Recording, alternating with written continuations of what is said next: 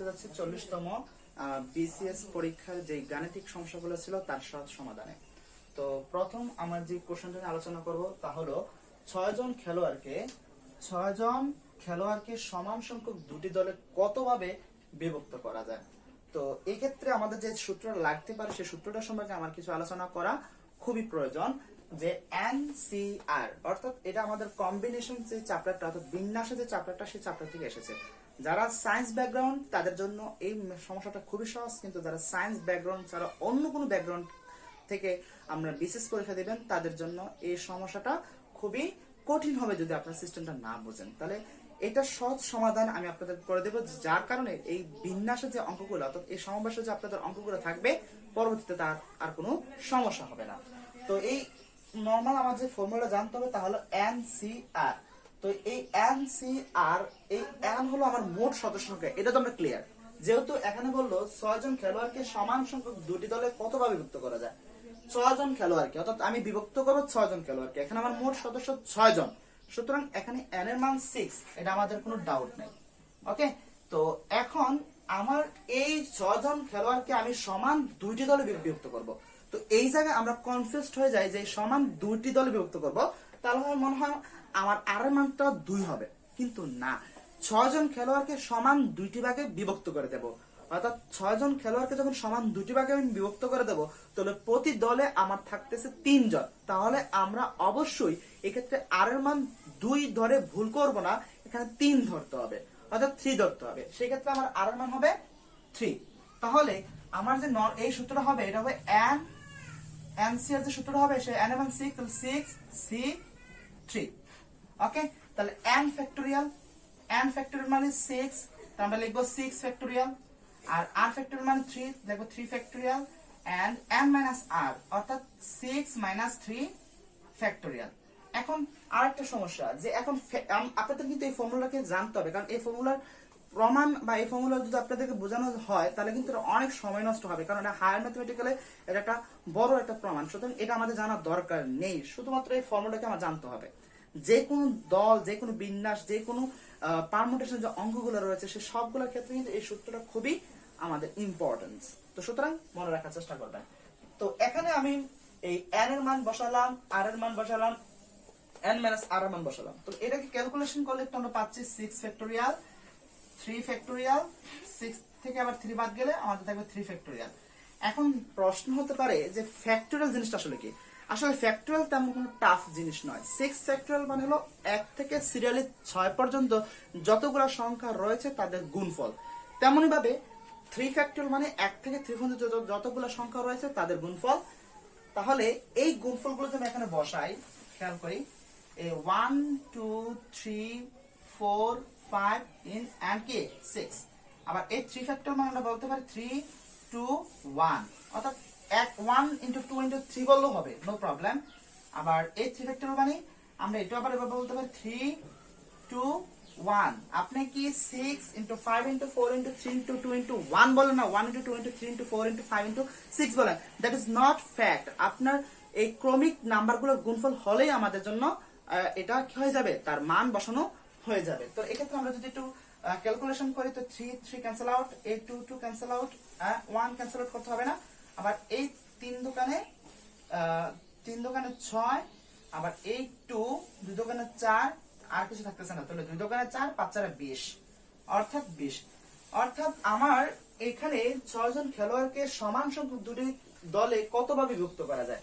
অবশ্যই সেই উত্তরটা হবে 20 ভাবে বিভক্ত করা যায়। সাপোজ 6টা দল, আচ্ছা ওই ব্যাখ্যা যাচ্ছি না, এটা যাওয়া দরকারও নেই। অর্থাৎ দল কতভাবে বিভক্ত করা যাবে, তাদের সমান দুইটা সংখ্যক যদি আমি তাদের দলটাকে ভাগ করি তাহলে অবশ্যই তাদেরকে আমি 20 ভাগে অর্থাৎ 20টা উপায়ে তাদের কি করতে পারবো, আমি দুইটি দলে বিভক্ত করতে পারবো। এই হলো আমাদের প্রথম প্রশ্নের জবাব। তো এখন আমি যে প্রশ্নের উত্তর দেওয়ার চেষ্টা করবো তা হলো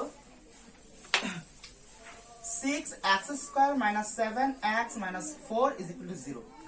এখন এর একটা সমীকরণ, এটা আমরা সবাই জানি। তো সমীকরণ এটা এক চলক বিশিষ্ট সমীকরণ, যেহেতু তার চলক হলো চলক মাত্র একটি অর্থাৎ x, এটা এক চলক বিশিষ্ট সমীকরণ। তাহলে এক চলক বিশিষ্ট সমীকরণ এটা ঠিক আছে, কিন্তু তার যে ঘাত অর্থাৎ শক্তি, যেটাকে আমরা ইংলিশে পাওয়ার হিসেবে বলে থাকি, তাহলে সে পাওয়ারটা হলো আমাদের 2। তো সেক্ষেত্রে আমরা এটাকে দিই, অর্থাৎ যেহেতু বাংলা এটাকে ঘাত বলি, শক্তিটাকে বা পাওয়ারটাকে ঘাত বলি, সেক্ষেত্রে এটা আমাদের বলতে পারি দ্বিঘাত সমীকরণ, অর্থাৎ 2 ঘাত, অর্থাৎ তার পাওয়ার হবে 2, এই জন্য এটাকে আমরা দ্বিঘাত সমীকরণ বলতে পারি। তো ওই দ্বিঘাত সমীকরণের একটা সমাধান আমাদের কাছে কিন্তু আছে, সেই সমাধানটা হলো আমাদের minus B plus minus B square minus 4ac by 2a। তো এখন এই প্রশ্নের উত্তরের জন্য কি আমার পুরোটা মান জানতে হবে? না, কখনোই জানতে হবে না, কিন্তু এইটা হলো আমার মূল, এই সমীকরণের মূলের হলো সূত্র হলো এইটা। তো এটা কিভাবে আমি ডিফাইন করবো, যে মাইনাস বি বি স্কয়ার বা 4ac, তো এখানে এ বি সি দ্বারা কি বোঝায়? তো সেটার জবাব যদি দেই, তাহলে এই এক্স স্কয়ার, এই এক্স স্কয়ারের সহগ যেটা হবে সেটার মান হবে a, এবং এক্স এর সহগ যেটা হবে এটার মান হবে b, এবং আমার যে ধ্রুবকের মানটা যেটা হবে এটার মান হবে c। তো এই হলো আমাদের এই দ্বিঘাত সমীকরণের এবিসি দ্বারা তার পরিচিতি। এখন আমার এই প্রশ্নের উত্তর খুঁজতে হলে, মূলধন প্রকৃতি খুঁজতে হলে আমাকে অবশ্যই এটার মধ্যে এমন একটা রাশিমালাকে আমাকে খুঁজতে হবে যার উপর এই রাশিমালার প্রকৃতি ডিপেন্ড করে। তো রাশিমালার প্রকৃতি কি, অর্থাৎ রাশিটা কি, তাদের যে মূল দুটো থাকবে। আমি আবার বলি, এটা দ্বিঘাত সমীকরণ, যেহেতু তার ঘাত 2, অর্থাৎ তার রুটস 2, তার শক্তি 2, সেক্ষেত্রে আমরা বলতে পারি তার সমাধান 2টা রয়েছে। যেমন এখানে একটা প্লাসের একটা মাইনাসের, তো সেক্ষেত্রে তার সমাধান 2টা রয়েছে।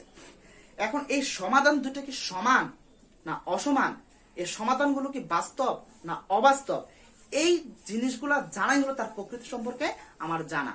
তো এই জিনিসগুলো ডিপেন্ড করে কার উপর, একটু যদি খেয়াল করি, যে রুটের মান যখন ঋণাত্মক হয়, আমি একটু বলে দেখি, রুটের মান যখন ঋণাত্মক হবে তখন এইটা হবে আমাদের অবাস্তব সংখ্যা অথবা জটিল সংখ্যা আমরা বলে থাকি।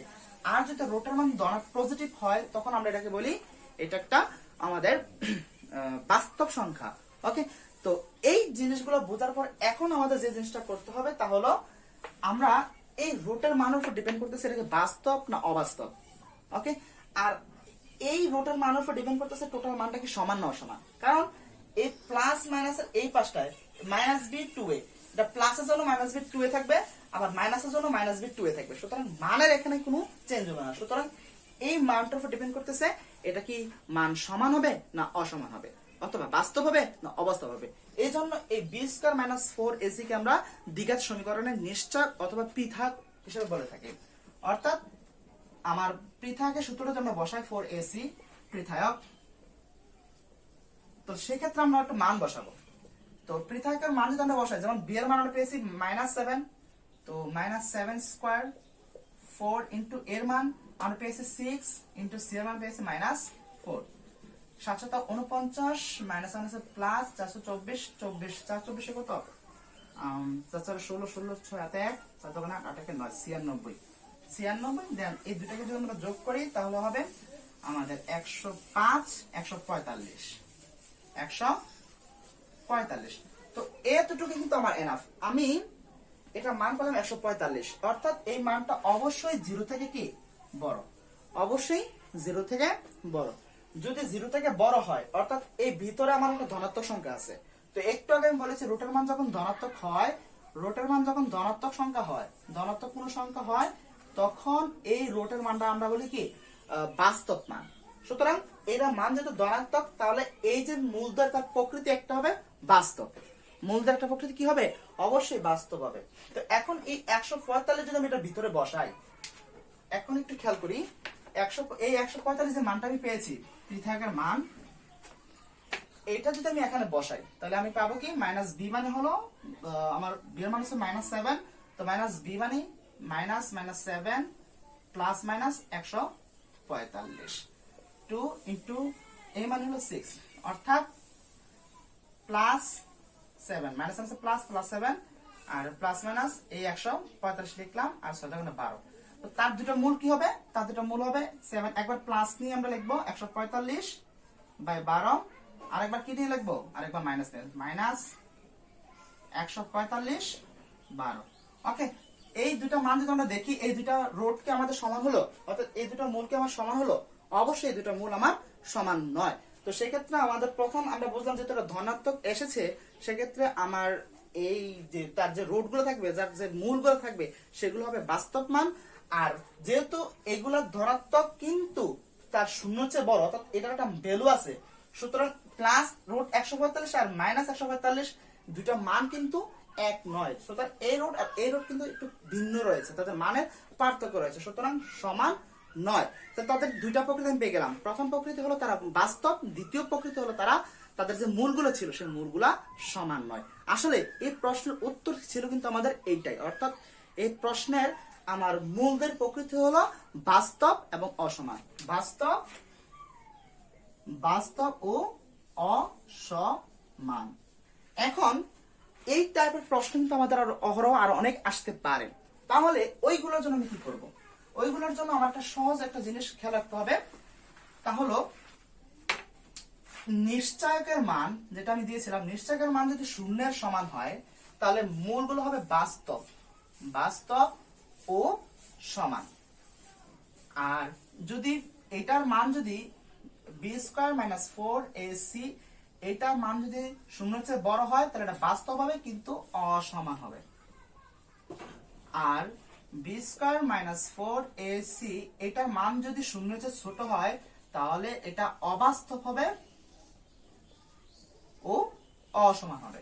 এই জিনিসগুলো খেয়াল রাখলে কিন্তু আমার বিশেষে যে এই টাইপের যেরকম প্রশ্নে আসুক না কেন সকল প্রশ্নের উত্তর বা প্রশ্নের জবাব কিন্তু আমি অতি ইজিলি দিতে পারবো। তো আশা করি তা বুঝতে আপনাদের তেমন কোনো সমস্যা হবে না। তো এখন আমি চলে আসি আমার তৃতীয় প্রশ্নে। তৃতীয় প্রশ্নটি ছিল 3x minus 2x minus 1 এর সমাধান সেট কোনটি?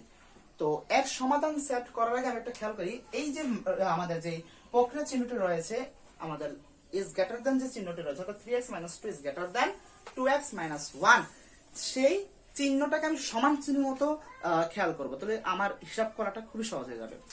এখন আমি এটা যদি এক পক্ষ ধরে এটাকে যদি আরেক পক্ষ ধরে, অর্থাৎ আমি যদি একটু বাম পক্ষ ধরে তাহলে এটা ডান পক্ষ, তাহলে আমি বাম পক্ষে যদি কি করি +2 করি, বাম পক্ষে যদি +2 করি এই -2টাকে বাদ দেওয়ার জন্য, তাহলে অবশ্যই বাম পক্ষে আমাকে কি করতে হবে +2 করতে হবে। অর্থাৎ উভয়পক্ষে আমি কি করলাম, উভয়পক্ষে +2 দ্বারা আমি যোগ করলাম, যোগ করে।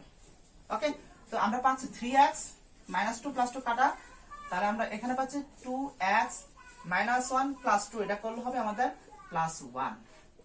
এবার এই পাশে আমি 2x টাকে বাদ দেবো, তাহলে উপপক্ষে কি করব 2x দ্বারা বিয়োগ করব, কারণ এই +2x টাকে বাদ দিতে হলে -2x করতে হবে। তাহলে 3x - 2x is greater than 2x + 1 - 2x। তো এই ক্ষেত্রে আমি কি করলাম, আমি উপপক্ষে -2x দ্বারা বিয়োগ করলাম, বিয়োগ করে। ওকে, এই বিয়োগটা আমি করলাম, তাহলে এক্ষেত্রে 2x এই 2x কাটা যাচ্ছে, তাহলে আমরা পাচ্ছি x is greater than 1। এই জায়গাটা একটু খেয়াল করি, আমরা সমাধান পেয়ে গেলাম x is greater than 1। এর সমাধান সেট কিন্তু এটা না, এর সমাধান সেট আমাকে বের করতে হবে। তাহলে সমাধান সেটটা কিভাবে বের করব, তার জন্য আমার সংখ্যা রেখা জানতে হবে। তো সংখ্যা রেখা আমরা মাঝখানে একটা বিন্দু ধরে সেটাকে আমরা বলি আমাদের মূল বিন্দু অথবা শূন্য। তার ডানে যে সংখ্যাগুলো থাকে সেগুলো আমরা ধনাত্মক সংখ্যা বলি, যেমন +1 +2 +3 +4। আর বামে যে সংখ্যা থাকে -1 -2 -3 এভাবে চলতে থাকে। অর্থাৎ আমাদের একটা সংখ্যা থাকে, মাঝখানে আমাদের মূল বিন্দু অর্থাৎ শূন্য থাকে, তার ডানের সকল ধনাত্মক সংখ্যা, তার বামের সকল ঋণাত্মক সংখ্যা থাকে। এই হলো তার সংখ্যা রেখার পরিচিতি। এখন x is greater than 1, অর্থাৎ x এর মান 1 এর চেয়ে বড়, অর্থাৎ 1 এর চেয়ে বড় যত ধনাত্মক সংখ্যা রয়েছে সবগুলো হলো x এর মান। তাহলে 1 অর্থাৎ এটা 1 এর চেয়ে, x এর মান 1 এর চেয়ে বড়, অর্থাৎ 1 এর চেয়ে এটা বড় হবে। কিন্তু এই ক্ষেত্রে আমাদের একটা জিনিস চিন্তা করি, এটাতে 1 এর চেয়ে বড় ঠিকই, 1 এর চেয়ে বড়টা ঠিকই, কিন্তু x এর কিন্তু 1 এর কিন্তু সমান না, 1 এর চেয়ে বড় কিন্তু 1 এর সমান না। এই জায়গায় আমাদের সবচেয়ে বেশি সমস্যা হয়ে যায়। খেয়াল করি, এটা তো 1 এর চেয়ে বড়, কতটুকু বড়, 1 এর চেয়ে বড়, এটা 1 এর চেয়ে বড় হয় ইনফিনিটি পর্যন্ত, অর্থাৎ এটা 1 এর চেয়ে বড় হয় কতটুকু পর্যন্ত, এটা ইনফিনিটি পর্যন্ত। এখন আমার কথা হলো এইটার সমাধান সেট বোঝানোর জন্য কিন্তু আমরা সাধারণত ফার্স্ট ব্র্যাকেট ইউজ করে থাকি। যদি ইনফিনিটি থাকে তাহলে অবশ্যই এই পাশে আমাদের একটা প্রথম বন্ধনী হবে, কিন্তু এই 1 এর দিকে একটু তাকাতে হবে। 1 এর দিকে এই কারণে তাকাতে হবে, যদি এটা কি হতো x is greater than 1 না হতো, অর্থাৎ 1 এর চেয়ে বড় না হতো, একের চেয়ে বড় না বলে যদি একের এইরকম বলতো যে x এর মান একের সমান আর তার চেয়ে বড়, অর্থাৎ x is greater than or equal is 1 then 1 sorry, অর্থাৎ এই x এর মানটা একের চেয়ে বড় এবং তার সমান, তাহলে কিন্তু আমাদের এই বৃত্তটা যে থাকতো এটাকে আমরা পুরো সম্পূর্ণ বর্গ করে ফেলতাম। ওকে, আর এই যে ফার্স্ট ব্র্যাকেটটা যেহেতু x এর সমান হলে এই ফার্স্ট ব্র্যাকেটটাকে আমরা থার্ড ব্র্যাকেট লিখে ফেলতাম। এই জায়গায় আমাদের ম্যাক্সিমাম মিস্টেক গুলো হয়ে থাকে। যেহেতু এটা কোনো সমান চিহ্ন নাই সেহেতু আমরা এখানে ব্যবহার করব প্রথম বন্ধনী। এই জিনিসটা যদি আমরা না জানি চারটা অপশনে কিন্তু আমাদেরকে আমাদের যে দ্বিধাদ্বন্দ্বে ফেলে দেওয়ার মতো একটা পরিস্থিতি তৈরি করবে। আশা করি এই জিনিসটা আপনারা বুঝতে পেরেছেন। তো এখন আমাদের এটার উত্তর হবে কি, সমাধান সেট 1 থেকে ইনফিনিটি পর্যন্ত, অর্থাৎ x is greater than 1, x is greater than 1, তার উত্তর হলো x থেকে বড় ইনফিনিটি অর্থাৎ অসীম পর্যন্ত, তার সমাধান সেট 1 থেকে infinity. That is my answer. আশা করি এই প্রশ্নের উত্তরটা আপনারা বুঝতে তেমন কোনো সমস্যা হবে না। তো এখন আমরা শুরু করব আমাদের যে লাস্ট যে কোশ্চেনটা, অর্থাৎ আমাদের চতুর্থ যে কোশ্চেনটা সেটা জবাবে। x to the power x into root x is equal to x root x whole to the power x। এটার x এর মান বার করতে বললো, তো আমি কি করব, প্রথমত আমি x root x এটা সেম রেখে দিলাম। এই ক্ষেত্রে x into এই x root x তার মান হলো x to the power 1/2। যদি আমাদের root 3x হতো অর্থাৎ 3 root হতো তাহলে x to the power 1/3 হতো, 4 থাকলে 1/4। তো সেক্ষেত্রে আমি এখন 1/2 লিখবো, আর এখানে x R x to the power x root x। তো এখানে আমার পাওয়ার মনে মনে 1 রয়েছে, সেহেতু x বেস মিলে গেল। তো সূচকের নিয়মে বেস যদি মিলে যায় তো পাওয়ার যোগ করতে হবে। তাহলে এখানে আমি পাওয়ার যোগ করব 1 plus 1/2, আর টোটাল উপরে আমার আছে x। তাহলে x root x is equal to এই 1 plus 1/2 কে আমরা গুণ করলে পাবো 3/2 আমার হোল x রয়েছে আবার। তো x root x is equal to আমরা এখানে বলতে পারি x এটার সাথে আমার এটা গুণ হলে হবে 3x/2। যেহেতু উভয়পক্ষে আমার বেস সমান, যদি উভয়পক্ষে বেস এবং তার মান সমান হয়, যেমন এই পক্ষ সমান এই পক্ষ আমরা সমান চিহ্ন দেখলে বুঝতে পারি, আর যেহেতু এখানে বেসও সমান সুতরাং আমরা পাওয়ারও সমান বলতে পারি, অর্থাৎ x root x is equal to 3x/2।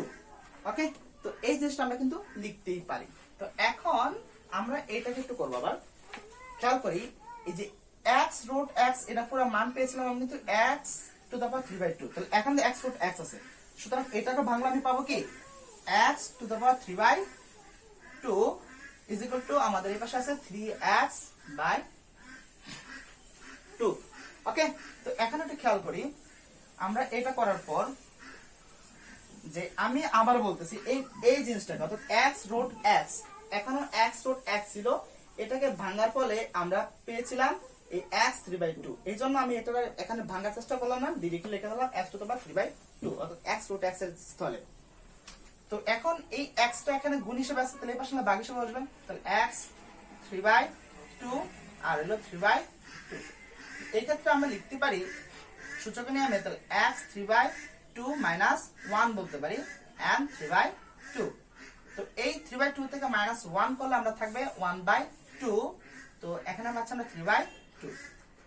তো 1/2 x to the power 1/2। এখন আমরা উভয়পক্ষে বর্গ করব। যদি উভয়পক্ষকে আমি বর্গ করি 1/2 দ্বারা বর্গ করি, অর্থাৎ এইটাকে আমি বর্গ করব, এইটাকে আমি বর্গ করব। বর্গ করলে কি হবে, a2 কাটা যাবে, কারণ x 1/2 এটার সাথে আমার এই পাওয়ার গুণ হবে, তার a2 ক্যান্সেল আউট, আর এখানে হবে 3 3 9 আর 2 2 4, অর্থাৎ x ইজ ইকুয়াল টু আমরা পাচ্ছি 9/4। এটাই ছিল আমার x এর মান। তো আশা করি আপনাদের বোধগম্য হয়েছে। যদি তারপরও এই সমস্যা সমাধানের ক্ষেত্রে আপনাদের বুঝতে কোথাও কোনো সমস্যা হয়ে থাকে তাহলে অবশ্যই আমার ভিডিওর যে নিচে যে কমেন্ট বক্স রয়েছে সেই কমেন্ট বক্সে অবশ্যই কমেন্ট করে জানিয়ে দেবেন। আর যদি ভালো লাগে থাকে তাহলে অবশ্যই লাইক করবেন, শেয়ার করবেন এবং সাবস্ক্রাইব করবেন। তো আশা করি সবাই বুঝতে পেরেছেন। ভালো থাকবেন, সুস্থ থাকবেন। খোদা হাফেজ।